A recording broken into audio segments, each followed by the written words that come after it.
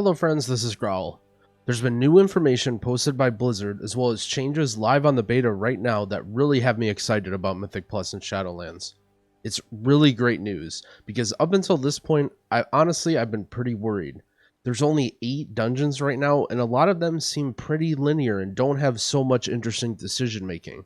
When I think of a dungeon, I think of a labyrinth of different pathways where you explore and fight baddies, not just walking in a straight line. In my last Mythic Plus video, I talked in depth about Prideful, which helped a little bit, and there are even more news regarding new affixes, so let's get started. First, I wanted to get the bad stuff out of the way. Without any notice from Blizzard, there's been some interesting effects with how secondary stats scale in Shadowlands. As a short summary, generally the way stats have worked is that the more you get of one stat, the better other stats become. For example, the more and more haste you get, the more DPS or HPS you get per point of crit or verse since you're casting so much faster. Usually still, classes prefer to stack certain stats, such as druids stacking haste and mastery. The way this usually plays out is actually pretty good for most classes.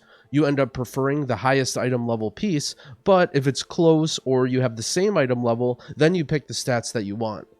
This isn't how it works for all classes, however. Some classes vastly prefer one stat to the point where they want it on every piece regardless of item level.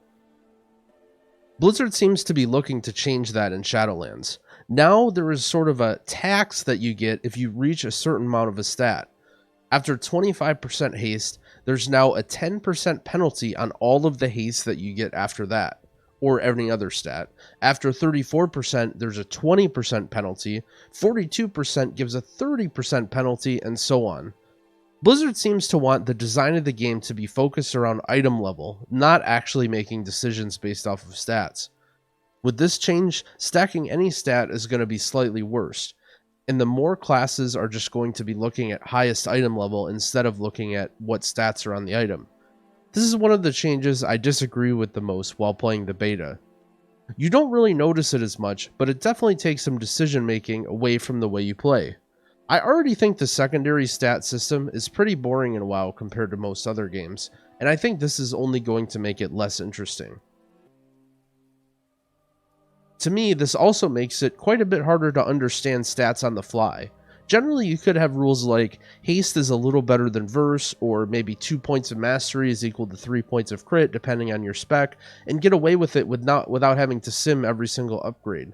Now you have to worry about these hidden breakpoints, and you should probably just end up simming everything since the value of your stats can change wildly depending on how much you have of them. Now that we got that out of the way, let's talk about the fun stuff. Most people might group this in with the negative, but I actually really like this feature.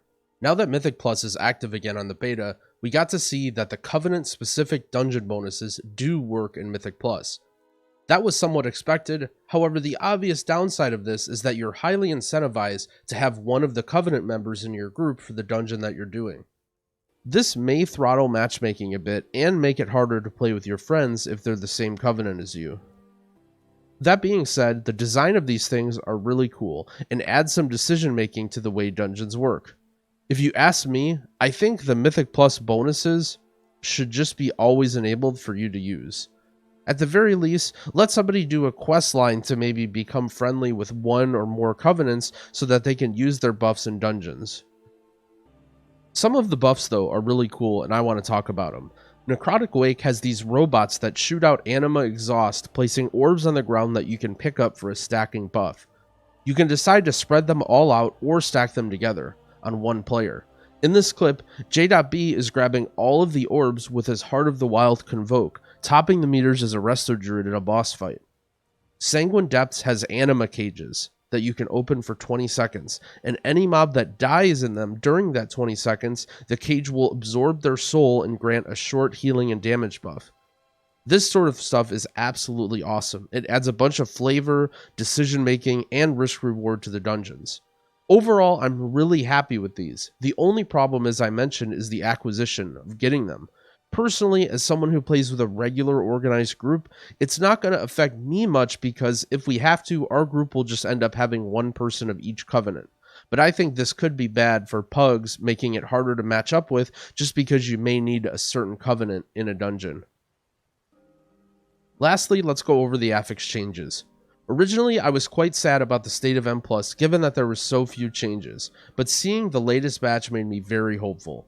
A couple of these were already hinted at or known, but let's still go over all of them. Bursting is now a magic effect that can be dispelled, and the damage scales with key level. These are both really cool changes. Scaling with key level makes it less punishing for lower level groups without the coordination to evenly cleave the mobs together, and also makes it less of a pushover affix in the really high keys, assuming it's tuned correctly. Being a magic effect is also great. It adds some decision making for the healer as you have another tool against it. This also strengthens all priest specs because Mass Dispel will work on bursting. Priests are traditionally less popular in M+, and changing the encounter design to better suit their toolkit is a brilliant way to bring them back into flavor without making them busted for raid or PvP. Volcanic scales with key level as well, and also adds on an effect where if you get hit by it, you get knocked into the air. This is to make it a bit harder, since it's currently the easiest affix and has been for a long time. It also encourages ranged DPS players to actually move instead of just standing in them and yelling for healing. You get knocked really high into the air, losing multiple seconds of casting time and also taking some fall damage. I still think this will be one of the easier affixes, however, it's nice to see the difficulty slightly tuned. Sanguine duration has been reduced to 20 seconds from 60 seconds. This is a pretty interesting change. I felt Sanguine was sort of a middle of the pack affix in terms of difficulty and speed. I wouldn't have said it needed a buff or nerf. This will make it so you generally only have to worry about Sanguine in the current pack that you're fighting, as all previous packs Sanguine will disappear quickly. Before, you sort of needed to strategically kill mobs in certain places so that you leave pathways open for the next pack, and now you are mainly only worried about the pack you are fighting. This will be a great change for pugs, where teams have less coordination dealing with it and a bit easier on the tanks, so they don't have to worry so much about planning and they can focus more on their actual buttons, while still being pretty punishing if you don't play around it correctly. Grievous now scales with key level as well, and non-periodic heals remove one application of Grievous Wound. Grievous becomes a pretty difficult affix at the beginning of the expansion when healer power is low, similar to bursting. It also can be easier for some healers than others. For example, priests really struggle with Grievous in scenarios when there's no mobs to hit. Paladins also can take a big hit when they don't have any major cooldowns and the team starts to get swamped in Grievous and they need to push bars up quickly. This is a very good change, and you feel a lot less bad when you bring certain healers during a Grievous week. There's also some interesting interactions, such as Power Word Shield removing a stack, as well as Penance removing multiple stacks. Priest may have gone from being the worst healer at dealing with the affixes to now the best. At first glance, you might think that this is a little bit silly that priests can just trivialize an affix. However, consider that Resto Druids were able to soothe raging for an entire expansion with no change, and you won't feel as bad. Now the explosive change. Explosives now spawn further away from the mobs. I think they completely missed the mark with this change, and explosive will still be one of the toughest affixes. The problem with explosive targeting is that they're coded as low priority mobs, so when they spawn, their nameplates rise to the top of the list, making them insanely difficult to click on in large packs. The other problem with explosives is that it takes a lot of damage to kill in high keys because their health scales with key level, slowing down the run a lot even if you're playing it perfectly. I would like to see it consistent with explosives taking maybe only 1 or 2 hits to kill regardless of their HP total or key level, and also some sort of way to help people out for targeting them. All of what I mentioned so far is set in stone, but there is some speculation regarding the new affix rotation and the possible removal of old affixes. Keystones right now in beta are dropping with a specific set of affixes: Fortified, Bursting, Storming. This may tell us a few things already about their intentions with some of these affixes. The big one is that the new affixes that were data mined are likely actual new affixes and not just seasonal ones. This makes me so incredibly happy. I was a little worried that we weren't going to see any new affixes, but now not only are we going to get reworks to old ones, but we're getting fresh new ones. We have a great new seasonal affix, but we also have completely new baseline affixes as well. The first season, especially in Mythic Plus, is going to feel so good, and it only motivates me more to make a lot of new great videos and get more people into it because I know everyone's going to have a great time. Next, we do see Fortified, and it's almost guaranteed that the Fortified Tyrannical rotation will be back. Some people are a bit upset about this, but I think boss design has been much better with regards to how phasing works. There are no bosses that I've seen that phase by time, only percent health, meaning Tyrannical might still be bad, but not nearly as bad like in Siege of Borealis with time-based phase bosses. I'm still waiting to see how they tune it, and I think they can do a good job with it.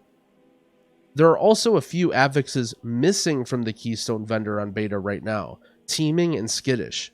This may hint that they're going to remove them or possibly rework them as well.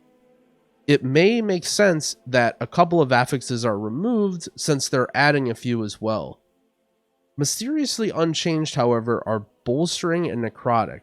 These are specifically abusive affixes that I would like to see reworked. Bolstering, I think, maybe should only have added damage or maybe just a small HP buff, so it isn't just a massive time loss in packs that have a bunch of small mobs where it feels like there's nothing you can do. Necrotic is just really tough as well. I think the suggestion from Dratnos of having each stack on its own independent timer, like how Ironfur works, is the best solution. This is mainly because there's so many mobs or bosses in the game that don't allow you to run away and consistently melee, like bosses or stationary mini-boss mobs. These mobs don't allow any counterplay to Necrotic and feel incredibly bad to play. What affix do you guys think should be removed or reworked? Let me know in the comments below. We can only hope someone from Blizzard is lurking. And that wraps up everything. Thanks for watching. If you enjoyed the video, I'd appreciate it if you gave it a like and subscribe to my channel. I'll be covering tons of Shadowlands beta content, as well as publishing guides and high-level strategy when the game is released. Happy keying!